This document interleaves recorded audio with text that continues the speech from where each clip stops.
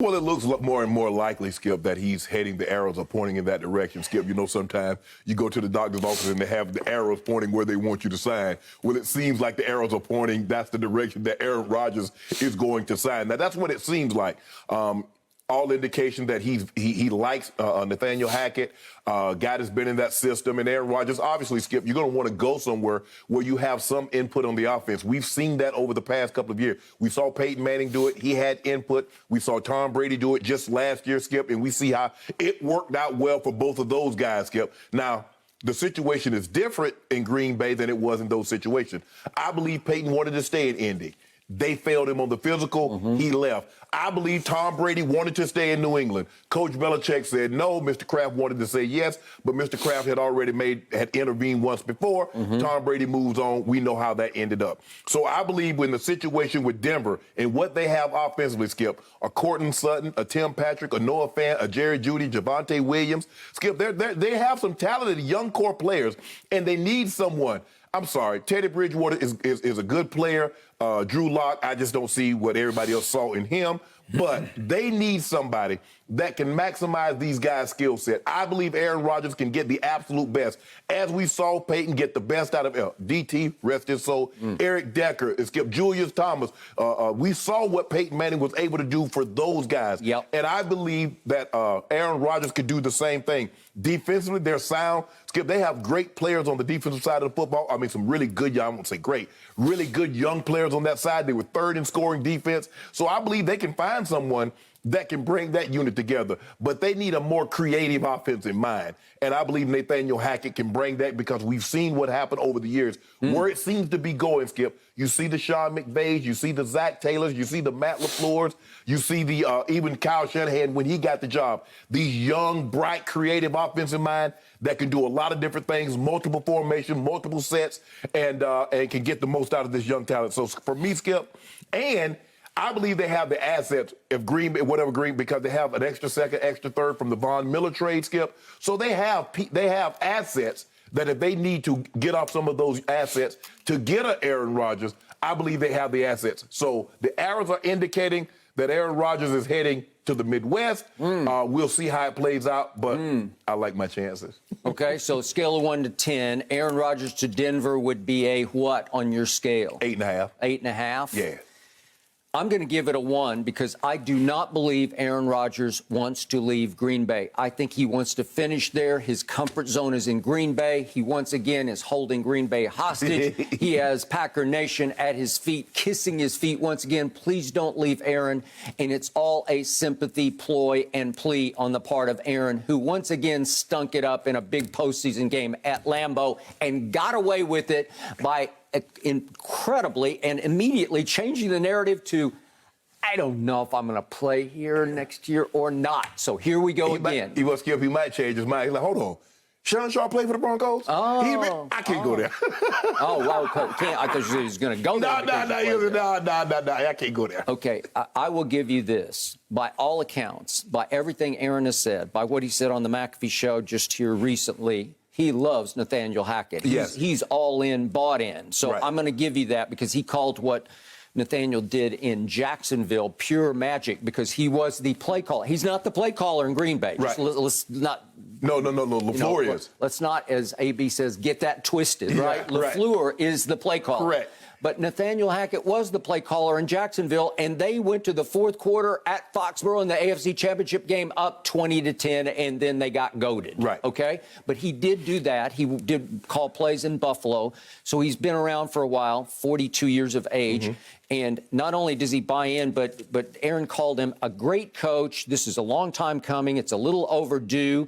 I love spending time with him. He's a fantastic teacher. He's incredible in front of the room. Loves his energy as sort of a, like an unconventional style. He's just like his father, which leads me to a very quick aside.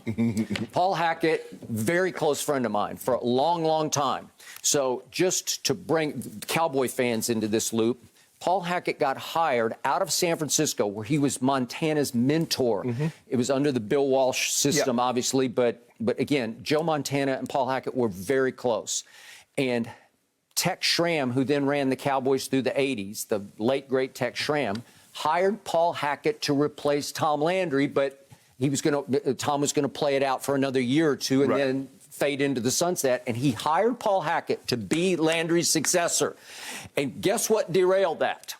Gerald Wayne Jones Jr. swooped in and bought the team from Bum Bright and said, "No, I got to bring my guy Jimmy here," which was fortuitous and probably the right way to go. So Paul Hackett went on to head coach at Pitt and then USC. And then he was the OC at Kansas City when Joe was there. He went back to Kansas City with Joe. They reunited, and they did get to the playoffs. Got AFC Championship game, Skip. They got to the AFC Championship game against Buffalo and fell short in that game because Buffalo was just better. Yes. Okay, so here's my point.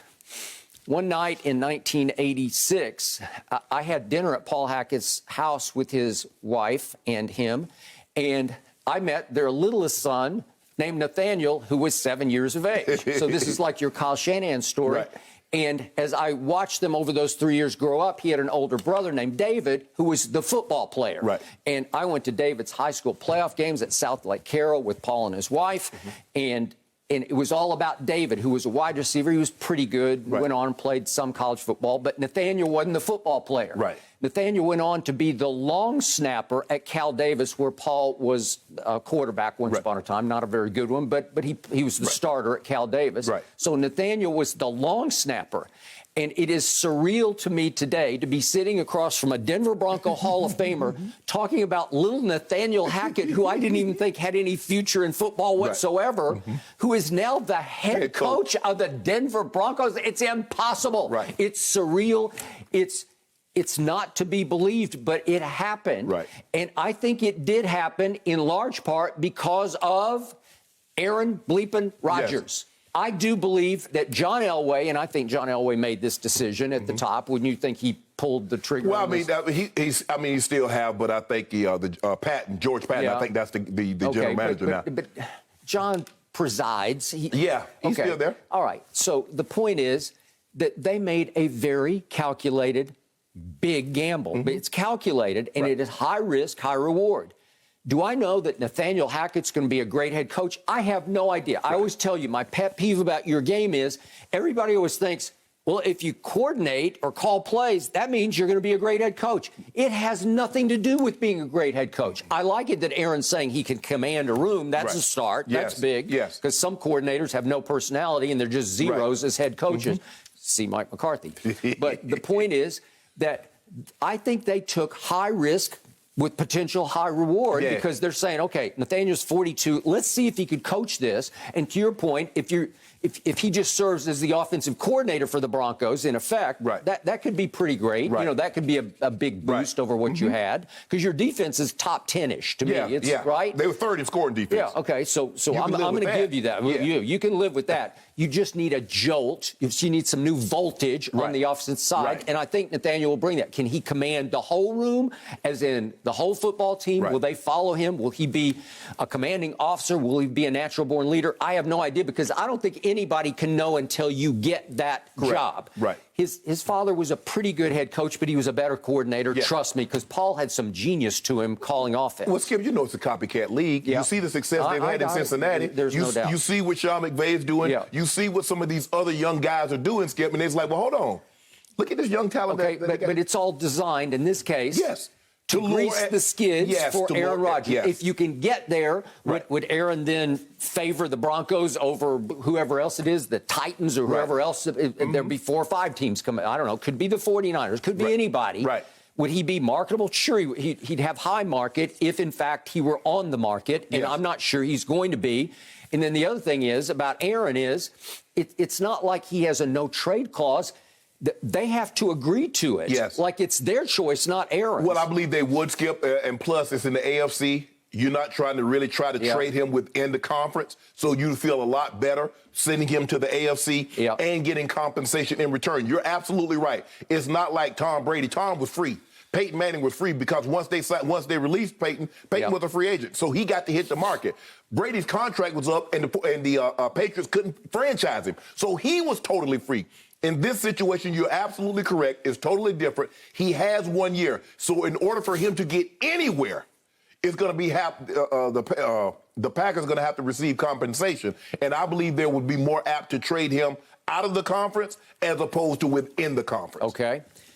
Package deal here could happen because the passing game coordinator for the Green Bay Packers is Luke Getsy. I'm not that familiar with him, but he's 37 years of age. Right. And now the speculation is because he got interviewed by Denver as a head coaching candidate. Right. They interviewed 10 candidates. Right. They interviewed my man Dan Quinn twice. Yes. And out of the blue, it's Nathaniel Hackett. Well, will he bring Luke Getsy as his then sort of offensive coordinator? Or to me, Nathaniel's going to be the... Yeah, he's going to call the plays. I would think he would, wouldn't he? I don't know unless he delegates. Well, I believe it was between two guys. I believe between DQ and I believe between Nathaniel Hackett. And I think Hackett got the job because there's a greater chance that Aaron Rodgers would be more likely to come if he's familiar with someone on the opposite side of the football. Okay. So all of a sudden, I'm looking down, and it looks like that you've just hired your fourth different head coach since the start of the 2016 season in Denver. You have been flailing. Yeah, well, right? 11 starting quarterbacks since Peyton. 11? Tied with Washington football team. Okay. That explains why you haven't made the playoffs. Okay.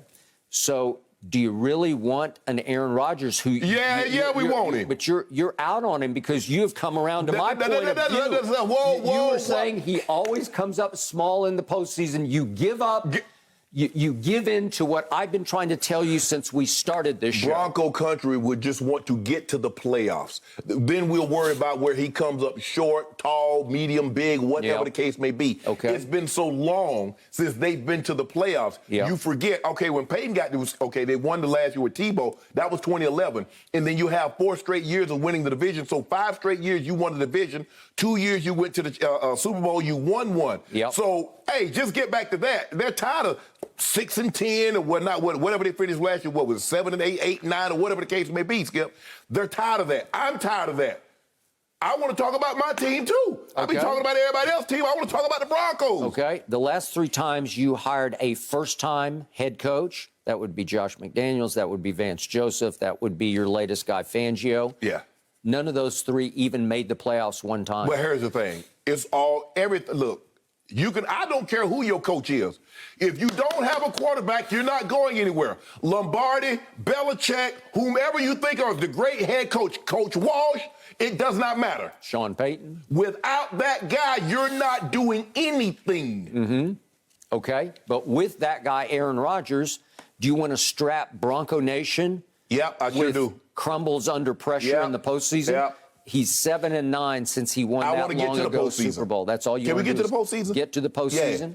And hold on, why you on there talking? What about your team? What y'all doing in the playoffs? We're not talking about my team. We're talking about orange right now. Yeah. I hate orange. Yeah, don't worry. I hate the color of your uniforms. I don't like anything about them. I hate Texas uniforms. I hate Oklahoma State's uniforms because they're my arch rivals from Oklahoma, and I hate your uniforms. Since we've been on this, doing this show together, you know what we've done to your team, right? All I know is my team faced your team in a Super Bowl once upon a time, and what happened? What happened? 1978. They have faced each other in a Super Bowl one time that I can remember. And what happened? Skip, do you understand how long Butch Johnson happened Skip, that was 44 years ago. Leroy Neiman painted it. What about 80 turnovers? You want to talk about 80 turnovers that the Broncos had? I don't care. That's what happens at the highest level when Dallas meets Denver. Am I right? I believe, Skip, look, you believe he's going to stay in Denver. You believe this is a whole... Green Bay. Yep. But you believe this is a lot to do about nothing. I do. That he's been selling this and he's been... I can't condemn Elway / Peyton, whoever it is. Patton, I guess. Is it Peyton or Patton? Patton. People say it in different ways. Okay. George Patton is in the general, right? Yeah. Okay. Whoever made that decision, I can't condemn them because it's worth the shot. Right. Just to try to point to your point, make the playoffs. Right. Because obviously, would Aaron turn them into a playoff team? I would hope so. Yeah. Even though that division ain't no cakewalk. Yeah. Right. That's what you want. And it's only going to get harder. Let's let me ask you a question. We understand that Justin Herbert's in that division, Patrick Mahomes is in that division, Derek Carr is in that division. He is. If I were to give Aaron Rodgers a lie detector test and ask him, who do you think the best quarterback if you're in that division is? What do you think he's going to say? Himself. So those guys, when you become a guy like that, you're very confident in your own abilities, as rightfully so. Okay, but I'll ask Shannon Sharpe that and put him on a lie detector right here, right now. In the postseason, would you trust Patrick Mahomes or Aaron Rodgers? My homeboy, of course. Thank you. It's not even close in the playoffs. All right, but you're just saying Aaron Rodgers is an upgrade over Bridgewater, right? Skip. Yes. Okay. Drew Lock or Trevor Siemian, Brock Osweiler. Go on and all the quarterbacks that's come since then. Okay. Yeah, he's an upgrade over all of them. Okay. I would like to just send a message to Bronco Nation right here, right now, that if you land Aaron Rodgers, you better be ready for this. You better be ready for 1st and goal at the 8. There you go, Mr. Well, I want to show you what's going to happen. This could be at Mile High. 1st and goal at the 8. You're down 31-20. What? Aaron, what was that? To Lazard. He just airmailed it. This is to Devontae. Man, that was 2 years ago. Aaron, you just threw it in the first row. What was that? Man, Aaron, maybe you should take off and run. Should you run? Should you run? No, I'm going to force it back across my body to a double-covered Devontae at the goal line. Incomplete. Matt LaFleur, the boy wonder head coach, says, I've seen enough of Aaron bleeping Rodgers. I take the field goal. I take 31-26. That's what you're in store for because this man consistently, routinely chokes in the postseason. He has come up very small based on what he's been able to do in the regular season.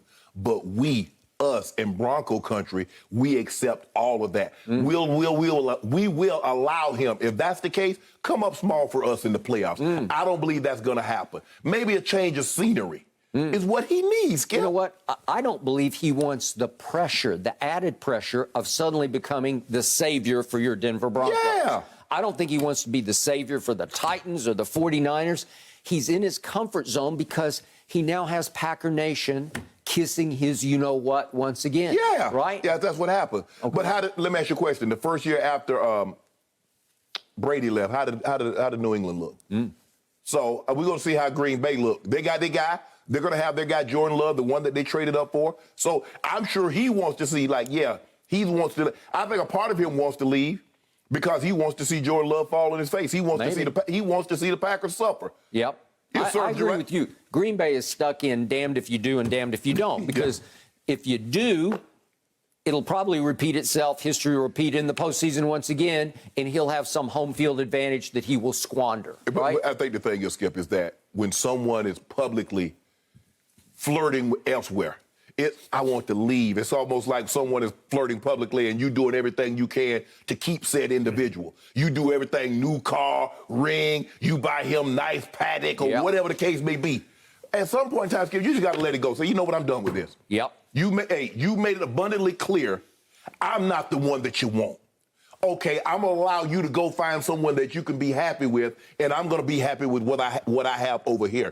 Skip, I don't know what else Aaron can do. Skip, at some point in time, you can't just let this man keep, I might retire, I might not retire. I might stay here, I might not stay here. I might leave, I might. Come on, Skip. This is the NFL. You can't let an individual hold your whole franchise, your whole organization hostage. No, you can't. So I want to get this straight once and for all before we proceed. You want that blame-deflecting, finger-pointing diva who is Aaron Rodgers to be your Bronco quarterback, correct? You left us off. I want that smug, condescending, aloof, arrogant, narcissistic, lying Aaron Rodgers to be my quarterback in Denver, okay? You want the immunized Aaron Rodgers to be your quarterback, right? Yeah, the quote-unquote immunized. You want the quarterback who is immunized against winning in the postseason to be your quarterback. I want him to be my quarterback, and Bronco country will welcome him with open arms. Yes, we want all that. That lying, smug, narcissistic, aloof, condescending, immunized, whatever you want to call him. Yes. Because we had a lot of guys that was immunized, that would tell you the truth, that was very outgoing, that's not narcissistic, that can't play a liquor quarterback. The one thing, all those things that I use to describe him, the one thing I else can use to describe him, he's transcendent. He's great. So the one word I will now describe the Denver Broncos as is desperate. Okay, and? Desperate. Thank you. Hold on.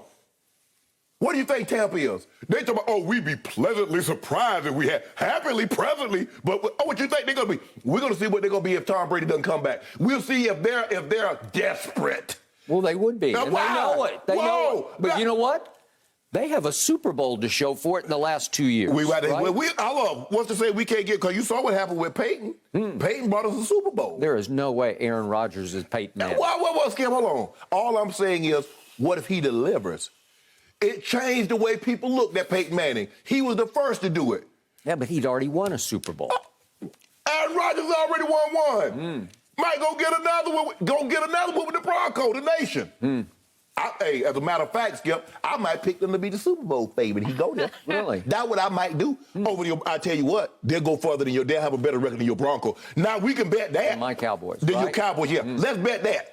If Aaron Rodgers end up in Green Bay, they'll have the Broncos will have a better record than your Cowboys. Not if Sean Payton's my head coach. I don't care, Sean Payton, Gary Payton, I don't care. The Broncos. I'll take Gary Payton over Mike McCarthy right here, right now, and glove it. When we're talking about Just glove coaching, it. We're talking about the Broncos. That He's mad because the Broncos about to be it again.